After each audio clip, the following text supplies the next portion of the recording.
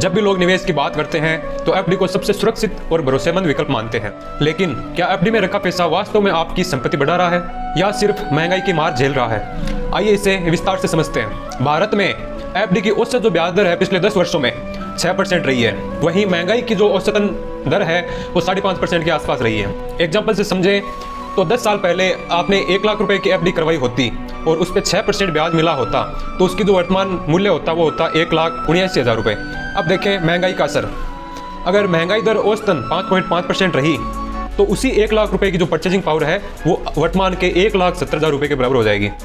इसका मतलब भले ही आपकी एफडी 1,79,000 रुपये तक पहुंच गई हो, लेकिन जो आपको वास्तविक रिटर्न है वो सिर्फ 9,000 रुपये का मिला है। इसे आसान शब्दों में समझें तो अगर आप 10 साल पहले जो 1 लाख रुपए में कुछ खरीद पाते थे उसके लिए अभी वर्तमान में खरीदने के लिए आपको 1,70,000 रुपये की जरूरत होगी। एफडी सही है या नहीं? एफडी सही है अगर आपको पूरी सुरक्षा और गारंटी चाहिए, आपका निवेश 1-2 साल के लिए ही हो और आप रिटायर हो चुके हो और कम जोखिम वाला निवेश चाहते हैं। एफडी गलत है अगर आप लंबी अवधि के लिए निवेश कर रहे हैं, 5 साल से अधिक, आप महंगाई से बचना चाहते हैं, आप अपने पैसे को तेजी से बढ़ाना चाहते हैं। निष्कर्ष, एफडी में पैसा डालने का मतलब है कि आपकी बचत महंगाई के कारण धीरे धीरे घट रही है। अगर आप असली रिटर्न पाना चाहते हैं तो आपको अन्य विकल्पों की ओर ध्यान देना होगा, जिनमें है gold, PPF, mutual fund, share market इत्यादि। अगर आपके पास लंबे समय का लक्ष्य है, 5 साल से अधिक का, तो एफडी से बचें और बेहतर रिटर्न वाले निवेश विकल्पों की तरफ बढ़ें।